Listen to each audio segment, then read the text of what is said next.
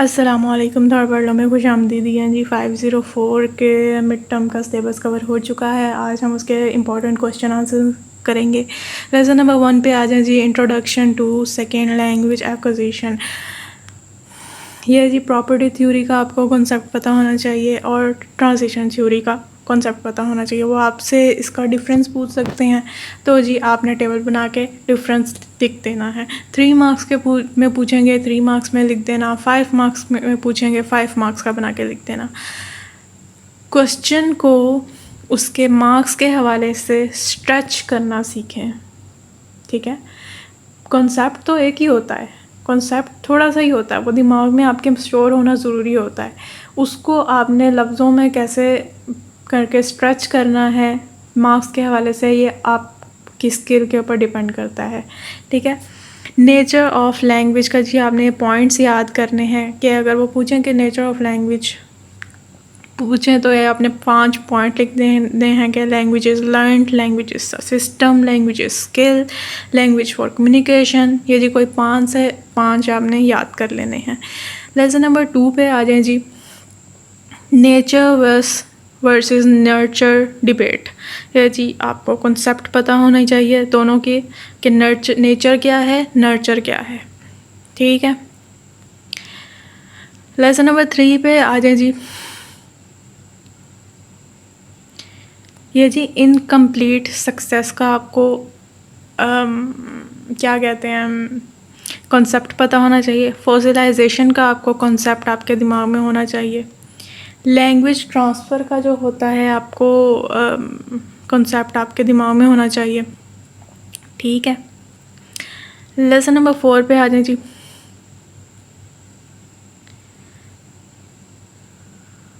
ये जो 2 major perspective थे साइकोलिंग्विस्टिक और सोशो लिंग्विस्टिक के परफॉर्मेटिव पर्सपेक्टिव के हवाले से सेकेंड लैंग्वेज इंस्ट्रक्शन में आपको ये इसका कॉन्सेप्ट पता होना चाहिए। ये नेगेटिव एविडेंस भी आ जाता है इसमें, ये नेगेटिव एविडेंस का भी आपको कॉन्सेप्ट पता होना चाहिए।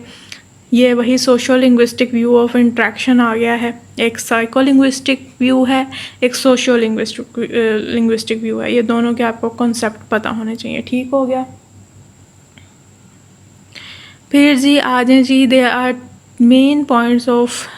3 main points of view among second language learner research as far as a learner is concerned। 3 linguistic जो हैं रिसर्चर के हवाले से क्या कंसर्न है ये आपको पता होने चाहिए। ये 3 नाम भी और इसके कॉन्सेप्ट भी, ठीक है।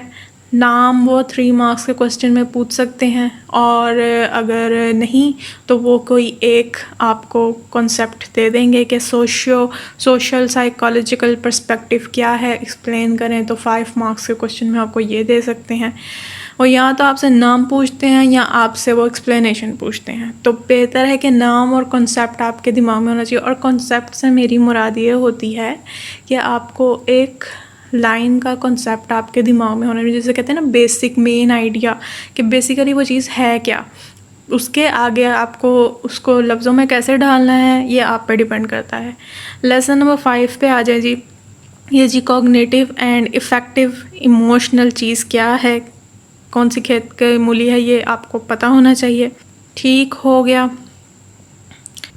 ये जो लिंग्विस्टिक पाल्मर ने जो स्ट्रक्चरलिज्म के एक थ्योरी दी, उसके हिसाब से जो अप्रोच उन्होंने डेवलप की पेडागोजीज में, प्रोग्रेसिव लैंग्वेज पेडागोजी जिसे कहते हैं, उसकी जो अप्रोच थी पाल्मर की, वो क्या 3 पॉइंट्स थे उसके, आपको 3 पॉइंट्स याद होने चाहिए कि पाल्मर ने बेसिकली अप्रोच क्या दी थी।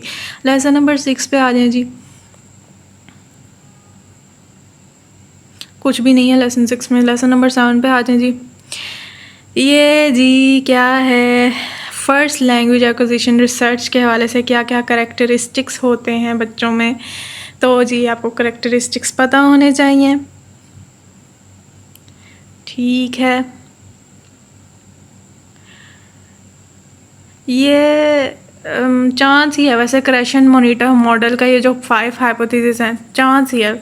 नाम याद करने हैं तो कर ले, नहीं तो बस। लेसन नंबर 8 पे आ जाए जी। ये जी सुकूमन ने जो उसका अकल्चरेशन मॉडल था उसका क्या कॉन्सेप्ट था, ये आपको आपके दिमाग में होना चाहिए कॉन्सेप्ट, ठीक है। इसके अलावा जी 2 major factors are identified in acculturation. ये 2 मेजर फैक्टर्स क्या हैं, नाम क्या है, कॉन्सेप्ट क्या है इनके दोनों। लेसन नंबर 9 पे आ जाए जी। इसमें तो जी कुछ भी नहीं है। लेसन नंबर 10 पे आ जाए। ये जी इन 8 लैंग्वेज फैकल्टी का क्या नोशन था, मतलब यूनिवर्सल ग्रामर का बेसिक नोशन क्या था, ये आपको पता होना चाहिए। मतलब कि बचपन में बच्चा कौन सी क्या स्टेज होती है और वो क्या उसके कौन सी स्टेजेस से वो गुज़रता है, ये इसमें जो मैंने हाईलाइट किया उसमें बताया गया हुआ है कि बच्चा की लैंग्वेज कैसी रूल गवर्न होती है और वो करेक्शन जो होते हैं उसके खिलाफ वो रेजिस्ट करते हैं।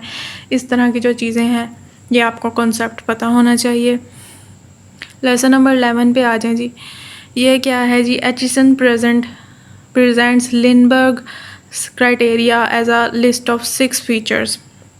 ये जी जो बायोलॉजिकली ट्रिगर्ड बिहेवियर होते हैं उनके उन्होंने 6 उसने क्राइटेरिया दिए हैं, तो ये जी आपको इसका कॉन्सेप्ट पता होना चाहिए। और क्या है जी, according to White there are 3 potential sources of cross linguistic variation relating to functional categories. Concept आपको पता होना चाहिए। लेसन नंबर 12 पे आ जाए जी। इसमें कुछ भी नहीं है। लेसन नंबर 13 पे आ जाए जी।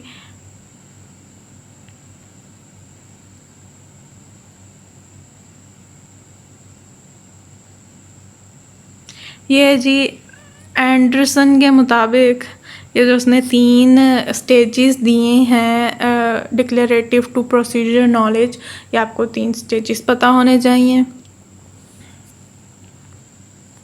लेसन नंबर 14 पे आ जाए जी।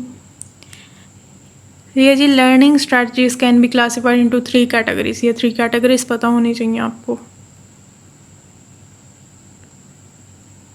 लेसन नंबर 15 पे आ जाए। ये जी टीचेबिलिटी हाइपोथेसिस का एक तो आपको हाइपोथेसिस पता होना चाहिए फर्स्ट ऑफ ऑल, ठीक है। तो ये जो 2 हैं ये उसके हाइपोथेसिस ही हैं, मतलब कि बुलेट पॉइंट में लिखे हुए हैं ना, तो ये आपको पता होने चाहिए कि बेसिकली उसमें है क्या। और ये क्या है, ये जिस लोबिन ने जो ऑपरेटिंग प्रिंसिपल दिए थे, ये 5 ऑपरेटिंग प्रिंसिपल आपको पता होने चाहिए। लेसन नंबर 16 पे आ जाए जी। The advantages of 3 model over traditional symbolic models are. क्या एडवांटेजेस हैं कॉग्निटिव के, ये आपको पता होने चाहिए। लेसन नंबर 17 पे आ जाए जी। इसमें कुछ भी नहीं है। लेसन नंबर 18 पे आ जाएं। ये जी आपको इनपुट हाइपोथेसिस पता होना चाहिए, आउटपुट हाइपोथेसिस पता होना चाहिए। सॉरी ये आउटपुट हाइपोथेसिस नहीं है, ये इंटरेक्शन हाइपोथेसिस है, सॉरी, ठीक है। इंटरेक्शन हाइपोथेसिस पता होना चाहिए। और जी ये जो उन्होंने CDS के हवाले से, चाइल्ड डायरेक्टेड स्पीच के हवाले से जो फाइंडिंग्स निकाली थी, जो सबूत निकाले थे जिसके ज़रिए उन्हें ये पता लगा कि भाई ये लैंग्वेज एक्विजिशन के हवाले से कोई इतनी कारआमद चीज़ नहीं है, तो ये जी सबूत जो हैं आपको पता होना चाहिए कि भाई वो सेमेंटिकली कंटेंजेंट थी, और जी रिकास्ट के हवाले से ये सिस्टम था, केयर टेकर्स ये करती थी, ठीक है, ये आपको पता होना चाहिए। लेसन नंबर 19, इसमें कुछ भी नहीं है। लेसन नंबर 20 पे आ जाए जी। ये जी इंटरेक्शन के हवाले से जो आइडियाज़ रिसर्चर्स ने निकाले कि कौन कौन से आइडियाज़ के हवाले से बच्चा मज़ीद लर्न कर सकता है, वो जी ये 3 जो आइडियाज़ हैं, noticing, conscious raising and attention, ये आपके दिमाग में होने चाहिए। और जी आउटपुट हाइपोथेसिस के जो फंक्शंस हैं 3, ये आपको पता होने चाहिए। नेगेटिव फीडबैक और रिकास्ट जो आपकी सेकेंड लैंग्वेज लर्निंग की क्लास में सिस्टम है, कैसे टीचर देती है, ये आपको सारे पॉइंट्स पता होने चाहिए, ठीक है। बस जी, लेसन नंबर 20 तक था हमारा मिड टर्म का सिलेबस। MCQs का मैंने आपको साथ साथ गाइड कर दिया है। इसी के साथ हमारा मिड टर्म का सिलेबस ख़त्म। अपना ध्यान रखें, दुआ में याद रखें। अल्लाह हाफिज़।